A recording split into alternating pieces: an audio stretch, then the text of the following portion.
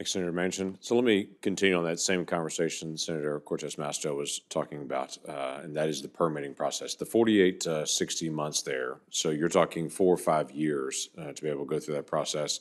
We have multiple of our mining projects that may take 10, 15 years to be able to go through the permitting. The question that comes up with all of our mining projects is there a deadline where a decision has to be made and the decision's done? Because in the United States, you may go through the permitting process, and at the end of it, there's a lawsuit by some outside group that then they file suit, and then there's the lawsuit process, and then it goes through NEPA evaluation again because the NEPA's expired, and so that's the continual process. One of the things that seems to be missing on our process is there's not a deadline where a decision has to be made and the decision's done. Do you have a point when you get through that 48 to 60 months that you had mentioned before where the decision is made, everyone's been heard, that it's done, whether it's going to happen or not happen? There is no timeline, but there is a strong commitment by all stakeholders to let people know what kind of information is required in their application. So we have many guidelines. We help mining companies to prepare their studies, and there is no real litigation matter in Quebec after approving mining projects. So it's not allowed at that point? It's not allowed. Would you precise your question? Well, so the litigation's not allowed. Once the allowed. Once the province has made the decision, then the decision's made? It's possible, but it's not just happening. It's not just happening. Okay. Okay, Minister Wilkinson, you want to comment on that at all?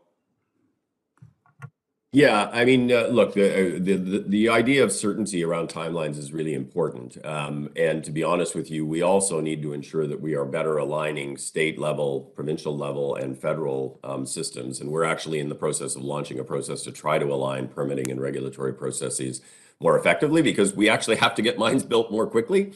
As we think forward to the challenges of critical minerals. But in terms of the process, there is a deadline. And once the decision is taken, yes, you could launch a lawsuit around issues around procedural fairness, for example, but by and large, you are at a point where projects will simply move ahead. Okay. But we don't have that advantage at this point. We stretch things out for decades in the process, and we need to build more mines here as well, but we can't seem to be able to get through the permitting process to be able to get it done. Premier Kenney, thanks for being here as well for all of you. President Biden's first foreign policy decision that he made January the 20th of 2021 was to say the United States is not going to purchase more oil from Canada, we're going to purchase more oil from Russia. And then he then pressed on that to say, actually, we're not going to purchase more oil from Canada, we're going to purchase more from Russia and OPEC.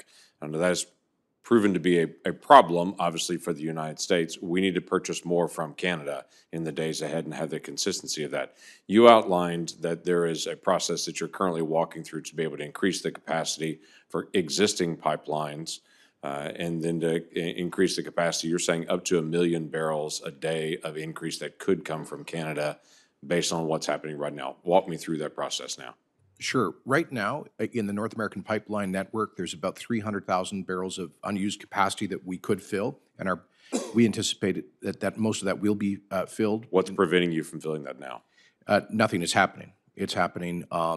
Secondly, there would need to be a bunch of technical changes in the network to increase our export capacity through what the midstream companies call pipeline optimization, some line reversals, introduction of drag reduction agents and other technical changes, and they estimate collectively, the midstreamers, that this could add up to 400,000 additional barrels of egress.